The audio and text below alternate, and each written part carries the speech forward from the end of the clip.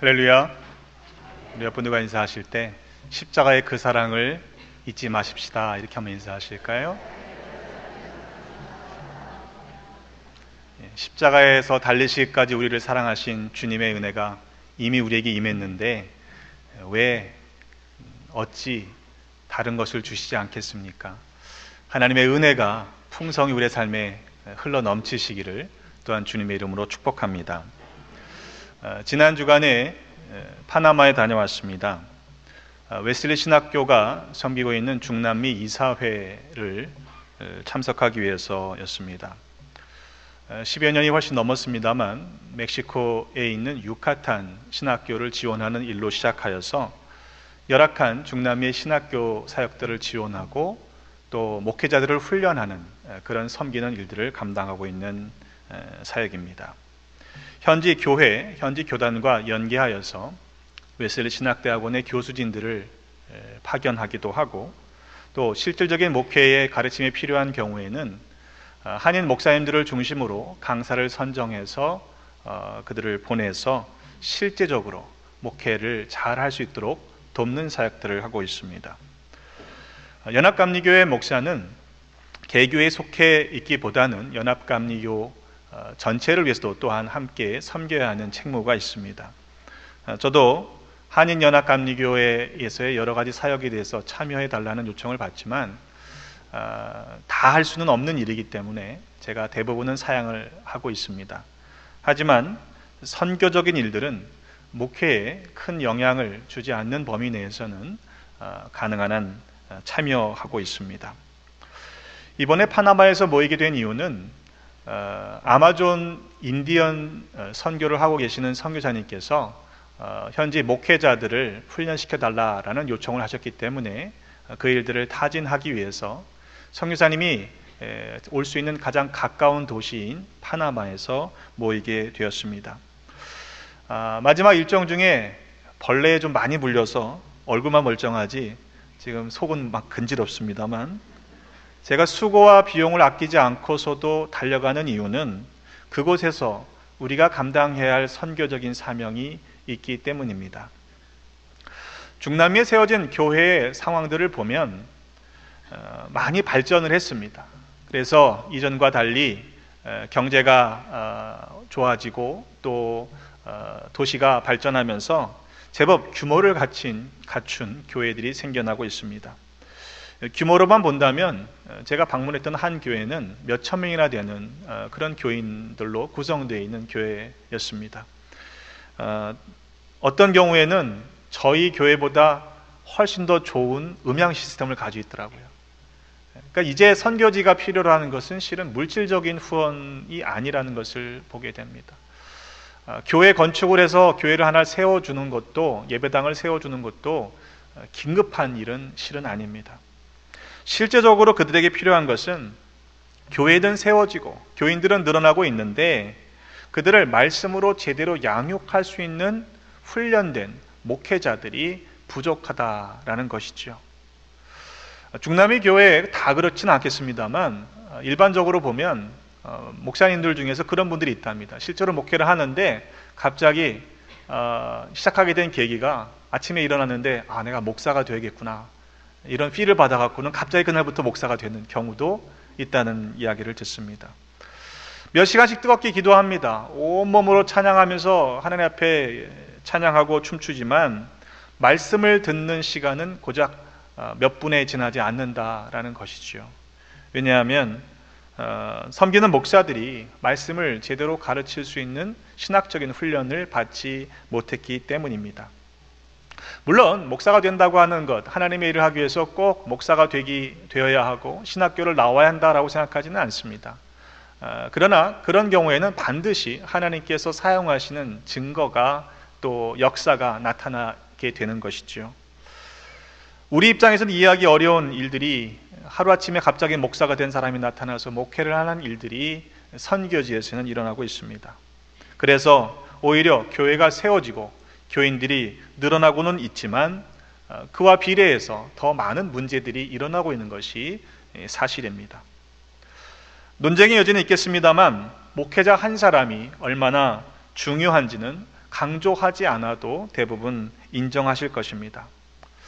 목사가 거기서 다 거기지 라고 생각하시는 분들이 있다면 아무나 와서 목회해도 된다 그렇게 말하실 수 있을런지 모르지만 아마 대부분은 그렇게 생각하지 않으실 것입니다.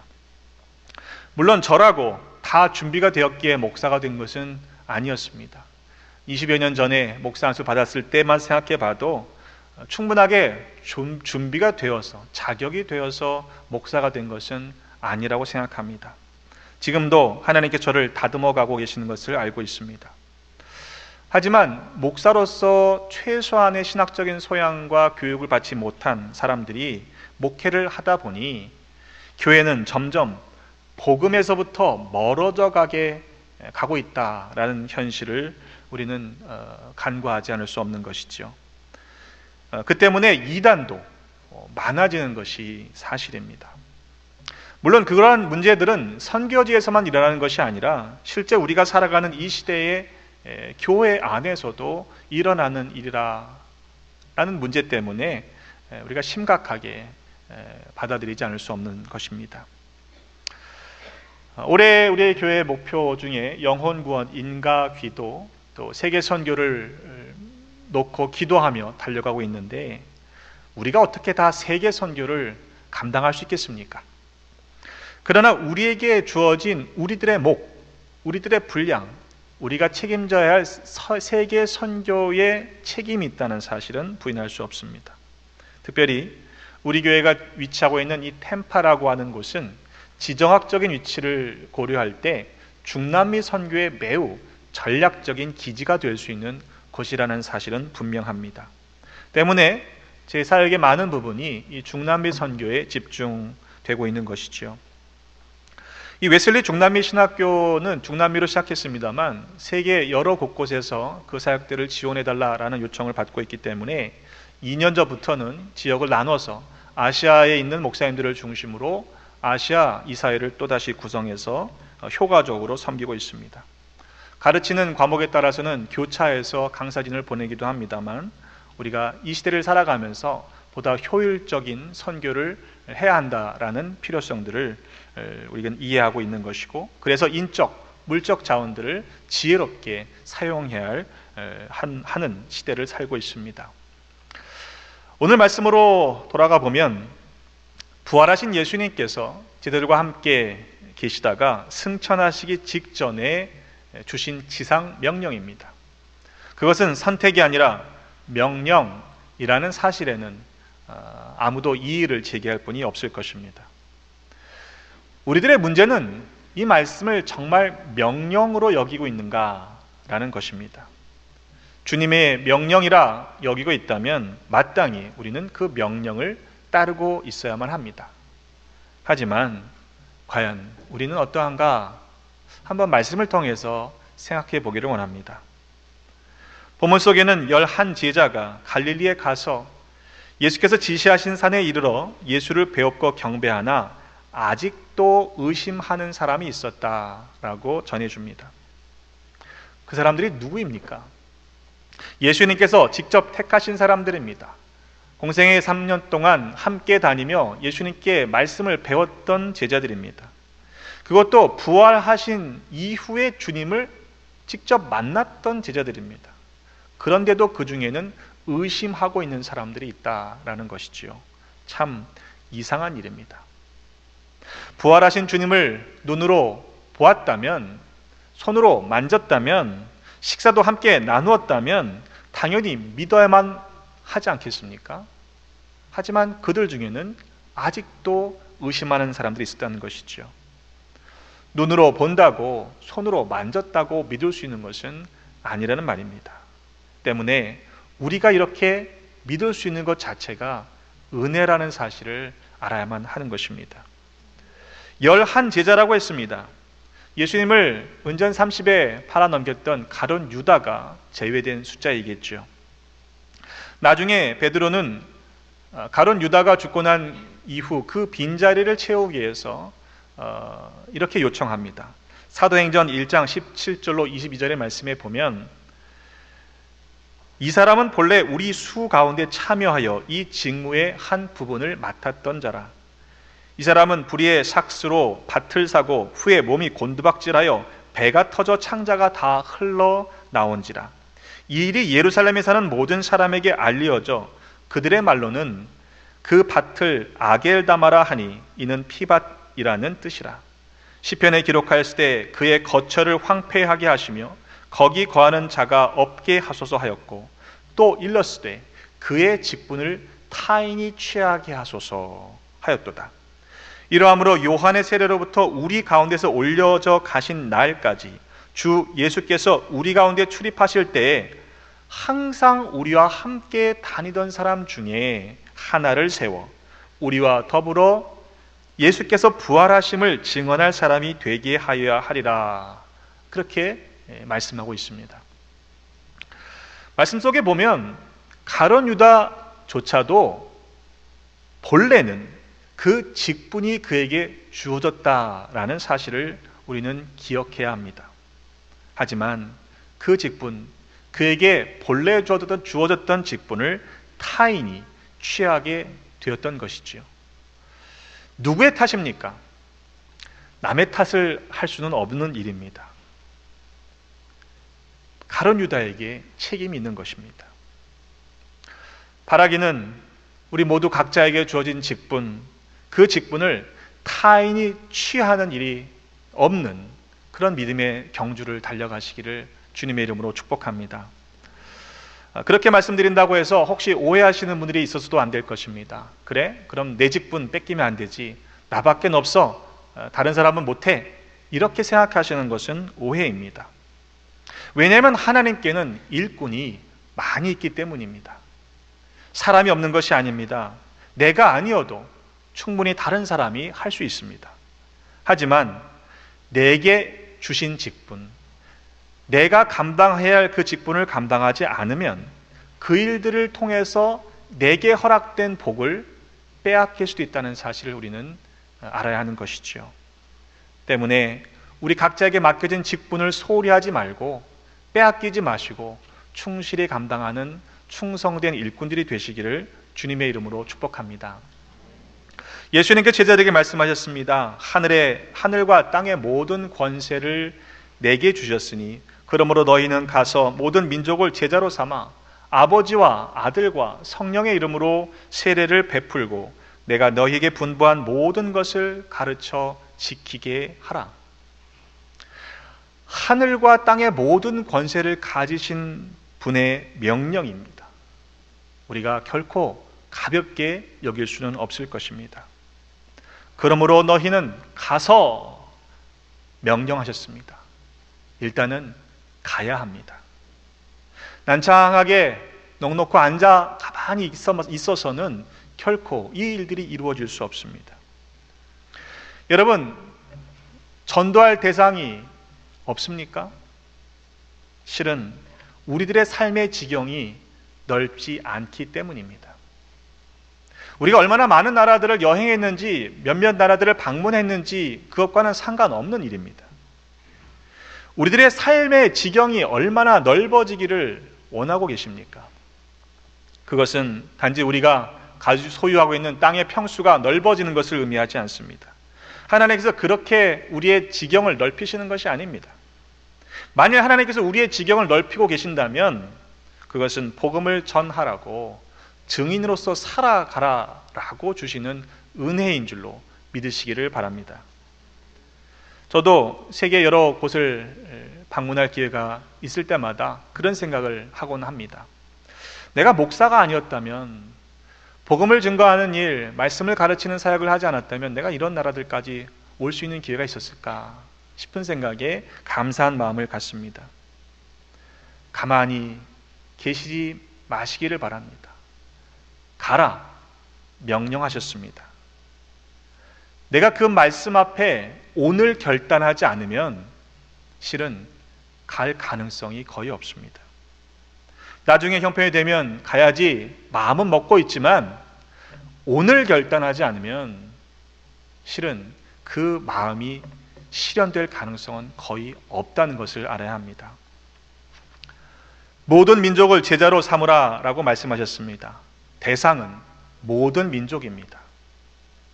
우리의 선교와 전도의 대상이 내 생각이나 내 제한된 관계 안에 묶여 있어서는 안 될 일입니다. 종종 그런 경우들을 봅니다만 어떤 대상을 향해서 그 사람은 구제불능이야, 그 사람은 도대체 안 돼, 가능성이 없어, 이렇게 말하는 경우들을 보게 됩니다만 그렇게 말하지 말아야 합니다. 왜냐하면 그 사람에겐 가능성이 없지만 하나님께 가능성이 있기 때문입니다. 우리가 아직 죄인 되었을 때 그리스도께서 우리를 위하여 죽으심으로 하나님께서 우리에 대한 자기의 사랑을 확증하셨다라고 로마서 5장 8절은 말씀하고 있습니다. 만일 그 사랑이 먼저 주어지지 않았으면 우리는 여전히 죄악 가운데 머물러 있을 것이고 때문에 죽음을 벗어나지 못했을 것입니다. 우리가 하나님의 그 먼저 주신 은혜, 선행적인 은총으로 인해 구원받았다는 사실을 기억한다면 그 구원의 대상에서 제외될 사람은 아무도 없습니다. 그것은 민족도 나라도 마찬가지입니다. 올해 우리 교회 선교부에서 결정한 단기 선교지는 섬기고 있는 선교지 중에 하나인 네이티브 아메리칸 호피족을 방문하기로 했습니다. 한국에서 파송된 임태일 선교사님과 또 다른 한국 선교사님들께서 지금 네이티브 아메리칸 리저베이션 안에서 살면서 섬기고 있습니다. 처음에 제가 오래전에 그 이야기를 들었을 때 들었던 생각은 미국의 한국 선교사? 라는 생각이었어요. 무슨 한국 선교사가 미국에 필요하지? 라고 하는 생각이었습니다. 130년 전에 미국에서 조선을 위해 미국 선교사가 파송되었던 그 우리의 역사를 기억해 보면 미국에 한국 선교사가 있다는 사실이 잘 이해되질 않았습니다. 그런데 미 원주민들의 역사를 보면 충분히 이해가 됩니다. 미 원주민들에게 있어서 처음 경험된 기독교는 사랑의 종교가 아니었습니다.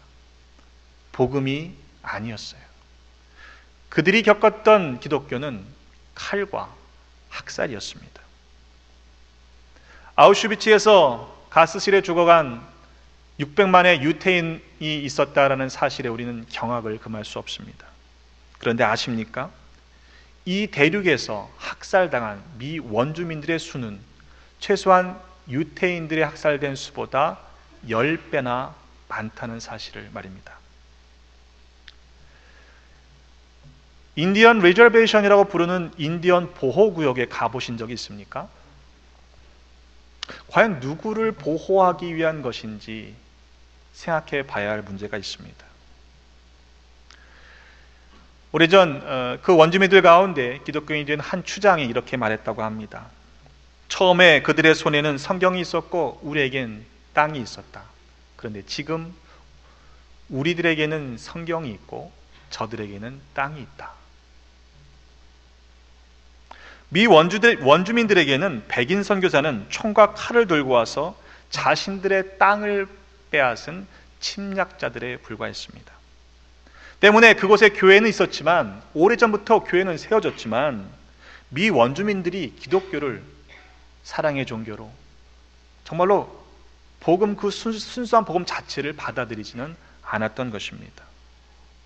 그런데 하나님은 놀랍게도 태평양 건너 한국에서 파송된 몇몇의 선교사들을 통해서 미 원주민의 교회를 세워가고 계시는 놀라운 일들을 지금도 행하고 계십니다. 여러분, 주변을 돌아보시기를 바랍니다. 우리 주변에는 아직도 복음을 듣지 못한 분들이 많이 있습니다. 예수를 알지 못하고 예수를 구세주로 영접하지 못한 사람들과 민족들이 아직도 있습니다. 선교다 얘기를 하면 꼭 비행기를 타고 해외로 나가서 지구 반대편 끝까지 가야 하는 곳으로만 생각하는 분들이 많습니다만 그렇지 않습니다. 선교는 내가 살아가는 바로 이곳에서부터 시작돼야 합니다. 선교를 한다고 하시는 분들 가운데 매우 짧은 이해로 선교지에 다녀오시는 분들이 실은 있습니다. 물론 다녀오면서 성장하고 또 선교를 이해하게 됩니다만 종종 그런 분들을 봐요. 몇백 불을 들여서 비행기를 타고 선교지를 가서 선교하고 오는 길에 간단한 기념품들을 우리가 사는 경우들이 있는데 현지인들에게 몇 불 깎자고 실랑이를 하시는 분들을 가끔씩 봅니다. 여러분, 그거는요 참 그렇지 않아요? 그들의 품삯을 생각하면요 최소한 몇 불이 아니라 몇십 불을 더 줘서라도 그들에게 복음을 전할 수 있는 기회로 삼아야 하는데 참 이게 아이러니인 거죠. 제자를 삼으라고 말씀하셨습니다. 아무나 제자를 삼을 수 있는 것은 아닙니다. 누군가를 제자로 삼기 위해서는 내가 먼저 선생이 되어야 합니다. 누군가를 가르친다고 하는 것은, 선생이 된다고 하는 것은 부담스러운 일입니다. 또 야고보서 3장 1절의 말씀 보면 선생이 되지 말라고 했잖아요. 그렇잖아요? 더 큰 심판을 받는다고 하니까 선생 되지 말라고 하는데 그건 무슨 소리냐 생각이 드실 수도 있습니다. 그러나 한자로 선생을 풀이해 보면 먼저 미리 앞서서 살아가는 사람들입니다. 제자를 삼기 위해서 우리가 해야 할 일은 뭐냐면 먼저 우리가 주님의 제자로서 살아가야 한다는 거예요. 우리가 먼저 주님의 제자로 살아가는 모습을 보면서 다른 사람들이 그럼 우리도 당신들처럼 살아가겠습니다 라고 제자가 되겠다라고 결단하는 사람들이 생겨나야 한다는 것입니다. 그렇게 모범적인 삶을 살라고 명령하시는 것입니다. 과연 우리를 돌아볼 때에 우리는 앞서 살아가는 그리스도인으로 살아가고 있습니까? 주님의 제자다운 삶을 먼저 앞서서 살고 있습니까?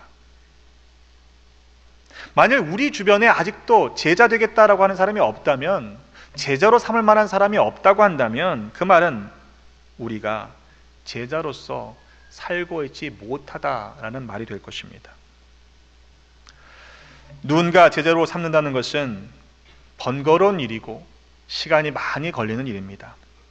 하지만 제자를 삼아 가르쳐야 할 책무가 우리에게 주어졌습니다. 바라기는 우리의 신앙의 삶을 보면서 많은 주의 제자들이 늘어나는 그런 일들이 넘쳐나시기를 주님의 이름으로 축복합니다. 그 일이 되려면 우리가 주님께 배운 대로 살면서 그대로 가르쳐야 합니다. 주님께 배운 바대로 살면서 가르쳐야 합니다. 이것을 가감하면 안 돼요. 더하거나 빼면 안 되는 것이죠. 내가 너에게 분부한 모든 것을 가르쳐 지키게 하라 라고 명령하셨습니다. 쉽지 않습니다. 분부하신 모든 것을 다 기억해내기도 어려운 일입니다. 들을 때는 다 이해한 것 같죠? 아는 것 같습니다. 하지만 막상 전달하려고 하면 기억이 나지 않을 때가 더 많습니다. 그럼에도 염려하실 필요가 없는 것은 성령 보혜사께서 우리와 함께 계시기 때문입니다. 요한복음 14장 26절의 말씀에 보면 보혜사, 곧 아버지께서 내 이름으로 보내실 성령, 그가 너희에게 모든 것을 가르치고 내가 너희에게 말한 모든 것을 생각나게 하리라 하셨습니다. 때문에 성령님을 의지하시고 성령께서 가르쳐 주시는 대로 또 생각나게 하시는 대로 참된 그리스도인으로 살아가는 우리 모두가 되십시다. 오늘 주신 말씀의 동사의 순서를 보면 먼저 교육하고 난 후에 세례를 베풀어야 맞는 것처럼 생각되지만 오늘 동사의 순서는 조금 다르죠. 일반적으로 생각해 보면 세례의 의미를 알게 가르치고 그리고 세례를 베푸는 것이 논리적입니다. 세례는 내가 예수를 그리스도로 구세주로 영접하고 믿고 살겠다라고 결단한 것을 공교회 앞에 선언하는 거룩한 예식입니다. 옛사람인 나는 죽고 내 안에 예수 그리스도께서 사시도록 죄는 죽었다는 것을 선언하는 것입니다. 또한 모든 죄를 깨끗하게 씻는 의미도 가지고 있는 예식입니다. 때문에 그 의미를 가르치고 나서 세례를 받게 하는 것이 맞다는 것이죠.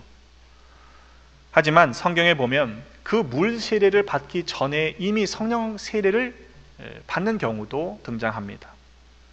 오늘 본문의 말씀 속에서의 동사를 보면 가서 제자를 삼고 세례를 베풀고 그리고 가르쳐 지키게 하라라는 순서로 되어 있습니다. 하지만 우리가 이 순서를 따져서 뭐가 먼저냐, 뭐가 나중이냐 이런 것을 가지고 논쟁할 시간이 없습니다. 왜냐하면 이 일은 매우 긴박한 일이기 때문입니다. 저는 군목으로 섬기기 전에는 군 세례에 대해서 매우 회의적인 생각을 가지고 있었습니다. 왜냐하면 군 세례는 보통 훈련소에서 세례를 주는데 한 번에 적게는 500명, 많게는 몇천 명씩 한 번에 물을 뿌려요. 쫙 뿌리면 세례를 받습니다. 그리고는 이게 뭔지도 모르고 세례를 받은 분들이 있어요. 나중에 물어보면 그게 세례였다는 사실을 후에 알게 되니까, 그러니까 그게 무슨 의미가 있느냐 제가 생각했던 것이죠. 하지만 군목으로 섬기면서 생각이 달라졌습니다. 일단 뿌려야 돼요. 모든 방법을 동원해서라도 세례를 베푸는 것이 중요하더라고요. 왜냐하면 그렇게 하지 않으면 군대라고 하는 특수한 상황 때문에 기독교의 제자가 되는, 그리스도인의 제자가 되는 것이 아니라, 그리스도인이 되는 것이 아니라 다른 종교의 제자가 되더라고요. 그래서 일단 방법을, 무슨 방법이든 방법이 유치하냐 정당하냐 이런 거 따질 틈이 없습니다. 기독교인으로 찜해놔야 됩니다. 한 영혼을 구원하기 위한 긴박한 일이기 때문에 그래요. 예수님께서 이 땅에 오실 때 불려주신 이름이 임마누엘입니다. 우리와 함께 계시다라는 뜻입니다. 오늘 말씀 승천하시기 직전에 주신 말씀도 마찬가지입니다. 볼지어다 내가 세상 끝날까지 너희와 항상 함께 있으리라. 항상이라고 말씀하셨습니다. 지금 우리 중에 주님은 계십니다. 그렇다면 우리의 예배의 태도는 조금 더 달라져야 하지 않겠습니까? 매일매일의 삶 속에서 항상 주님이 함께 계십니다. 그렇다면 우리도 우리의 삶 속에서 증인으로 살아가야 하는 책임을 감당해야 하지 않겠습니까? 주님이 우리와 항상 계시기 때문입니다. 여러분 어떻게 하시겠습니까? 언제까지 준비가 다 끝나기만을 기다리시겠습니까? 바라기는 함께 가십시다. 주님이 함께 가신다고 약속하셨습니다. 망설이지 마시기를 바랍니다. 내가 한다고 생각하기 때문에 떠나기가 어려운 거예요.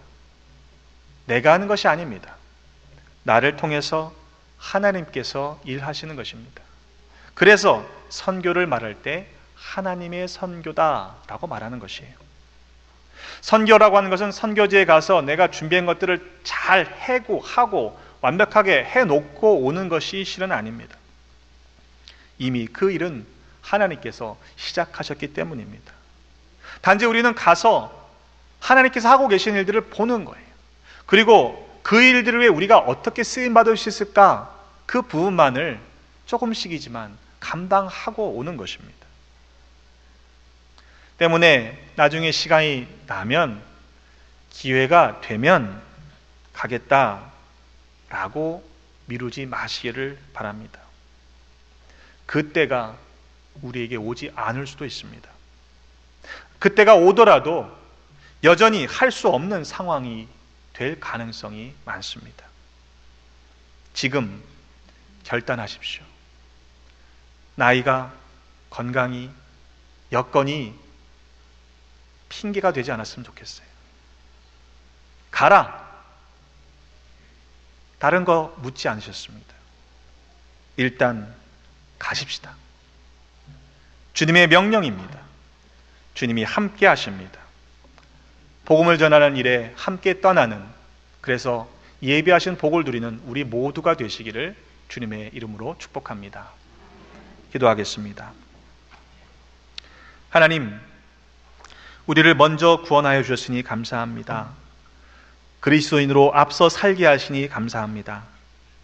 그러나 여전히 때로 가라 하시는 명령에 순종하지 못하고 주저하고 망설이는 연약한 모습을 갖고 있습니다. 우리들의 부족함을 용서하여 주옵소서. 이후로는 가라 하시는 명령에 순종함으로 많은 영혼을 주께로 돌아오게 하는 거룩한 일에 쓰임받는 복을 누리게 하여 주옵소서.